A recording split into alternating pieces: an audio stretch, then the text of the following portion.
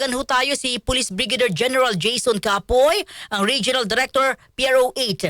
Magandang hapon, General Capoy. Mabuhay po kayo. Good afternoon, si Lourdes sa RMNDZ XL Manila. Yes, ma'am. Lourdes, good afternoon din po at mabuhay po. Okay. General, paglilinaw lang po, no? Ilang mga pulis itong pinag-uusapan po nating involved sa Christmas party drinking session sa loob ng police station? Ma'am, it involves 16 po PNP personnel po sa Dolores Police Station po. Dolores po. Go 16 po. 16. Dolores Police Station. Saan po ito nasasakop, sir? Part po siya, ma'am, ng Eastern Samar. Okay, Eastern sa... bakit po may balitang 17? May ano po, ma'am, may isa po tayong non-uniformed personnel, ma'am, na sinasama po natin sa institution. Oo, sige. General, tama ho ba? May Christmas party. Kailan po ito nangyari? Allegedly, ma'am, last December 15, nagkaroon po sila ng konting fellowship. But,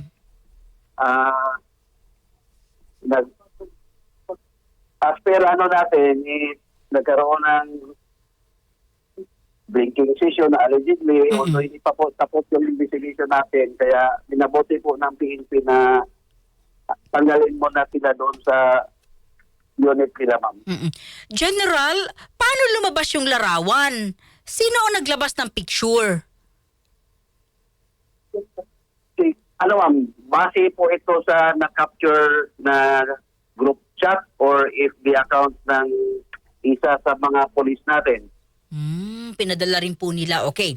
So, nasaan na po itong 17? 16 na pulis, isang non-uniform. Saan na po sila ngayon? Nasa ano na po natin, ma'am, provincial holding and accounting section po. Ano pong trabaho nila doon ngayon, General? Floating muna? Yes po, ma'am. Sila po yung kasama sa magbabantay ng kampo at the same time mag-maintain ng cleanliness po para matuto po naman. Magbabantay ng kabo. Baka mag-inuman na naman yan doon, General. Sipain ko itong mga hindi lang sa ano. Baka mag-inuman na naman, magtotropa. Okay, General, sandali sino po ang pumalit? Kung ang dami nito, 16, 17, sino po may tao naman pong sapat na naipalit sa kanila pong police station? Yes po, ma'am. May replacement po tayo na isang leader po. At marami naman po tayong maano doon sa mga mobile forces natin, ma'am. Sila po yung temporarily mag-take over ng station. At lahat naman ng police, ma'am, handang-handa naman paglingkuran yung mababakansi nila na trabaho. Opo. Kaya ang PNP, hindi po nanginayang sa mga ganitong pasaway. Kaya makakit man sa atin bilang RD nila na bigyan sila ng karampatang parusa, pero kailangan matuto sila sa pagkakamali para hindi sila pamarisan, ma'am, ng mga lalo na itong mga bagong recruit natin. Opo. General, kasama ho ba yung City Police Commander or under po? Sinong pinakamataas or anong pinakamataas na posisyon na kasama sa mga floating ngayon? Isa pong kapitan, ma'am. Isa pong kapitan, babae po. Oh, okay. General, habang sila po ay floating, sorry may sweldo yun?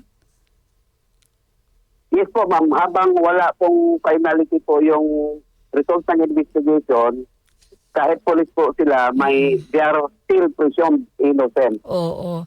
But dahil snappy ang pamumuno ng CPNP, ma'am, natin, hindi natin pwedeng i-delay yung action, ma'am. Hindi natin pwedeng ipagpabukas yung decision natin para ma-prevent, ma'am, yung influence sila doon sa investigation. General, eto naman, no? Baka sabihin nila, para lang malinaw sa inyo po, baka hindi alam ng ating mga kababayan or namin, mapaliwanagan nyo nga kami, General. Baka kasi sabihin nila, Christmas party naman, happy-happy.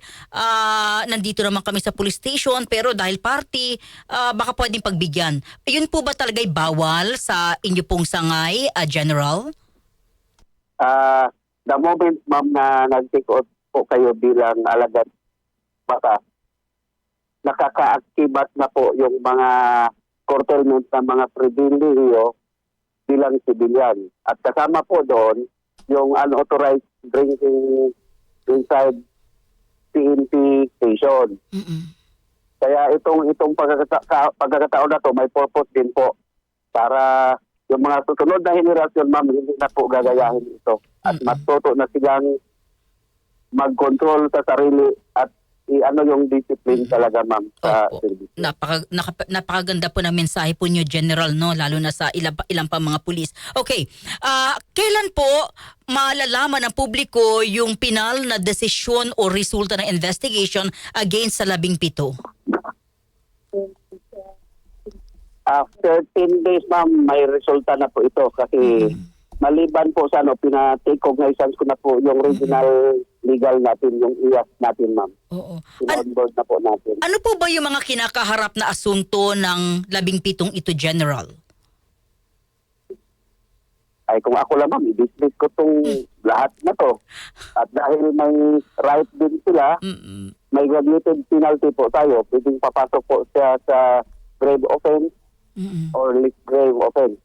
Pero kung ako, i-maximum ko, ma'am, ito, kung pwede, tanggalin muna to at bahala silang mag-apila. Oo. Anyway, may mga legal remedy pa naman. Mm-mm. Masakit, ma'am, ulitin ko po, masakit sa akin bilang regional director dahil hindi po kami nagkukulang sa pag-remind sa kanila. Araw-araw may time kami. Every week may mga notices po kami. Every conferences inuulit namin, ma'am, na bilang alagad ng batas, we have to toe the line. We have to set ourselves as an example to all. Mm-mm. Kasi ito yung challenge ng PNP. Gagawa ka ng isang daang maganda. Isang pagkakamali lang, damay lahat. Yes. Hindi lang yung police station, Mm-mm. but the entire PNP, Mm-mm. national PNP, ma'am, Opo. yung nadadamay. General, kayo po ay mayroong recommendation o hinihingan pa ho ba kayo ng recommendation ng headquarters kung ano yung dapat gawin, kung ano po ang gusto nyong gawin sa 17 ito? We will rely on the decision of our legal office po, ma'am. Mm-mm. Pero kung kayo Hindi nga... naman po, Yes, kung sir. ako, ma'am, talaga, dismiss ko to. Opo. Okay. General, sa ating mga kababayan, ano po, baka wala naman pong naapektuhan sa serbisyo. Ibig sabihin, wala naman pong reklamo na pumunta ako sa police station, hindi ako na-entertain kasi nagainuman. Wala naman pong ganong reklamo. Wala po naman, ma'am. Actually, wala din naman pong nagmamaoy. The only offense that we committed is nagpapahuli sila. Mm-mm. Oo. Although, in practice or in actual nila, celebration, wala naman nakakita sa kanila. Kaso lang, hindi sila maingat sa social media.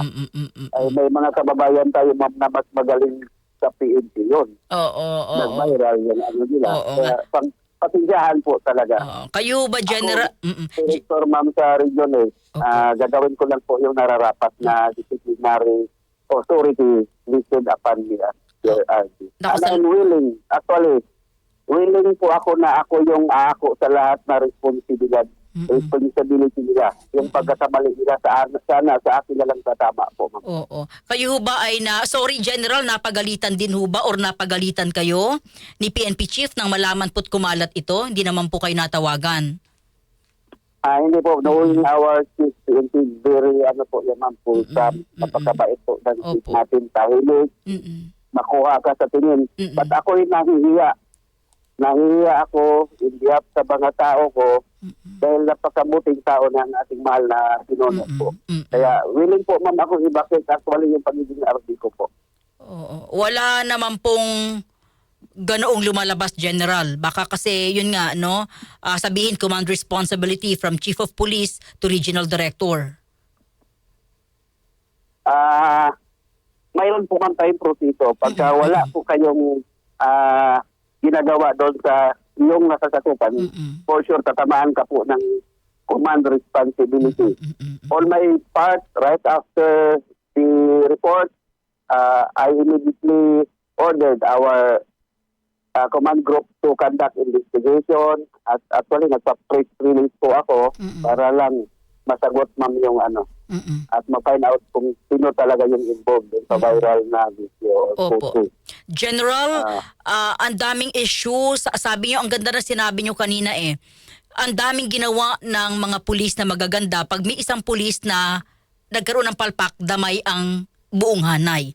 Ano po ang inyong gustong sabihin sa ating mga kababayan na naging viral yung pagiinuman po ng inyong mga tauhan diyan po sa bahagi po ng Region 8, Eastern Samar? Ako po ay humihingi ng dispensa sa ating mga mahal na mamamayan, mga tao. Willing ko pong akuin yung responsibility. Ulitin ko, hindi po kami nagkulang sa pag-remind ng aming mga personnel. Although hati yung opinion ng ating mga kababayan dahil sila po ay tao lamang, but bilang kabahagi po ng Philippine National Police, kailangan namin iset yung sarili namin at ang good example doon. Otherwise, mananagot talaga po kami. General, maraming salamat. Saludo ho kami sa inyo pong agad na ginawang aksyon, sa inyo pong pagtayo sa kapulisan. Thank you po sa inyong mensahe sa ating mga kababayan. Very open kayo, General, sa mga criticism ng ating mga kababayan. Mabuhay kayo, sir. Thank you so much. Merry Christmas po. Ma'am, yes po. Very much po, ma'am. Thank you.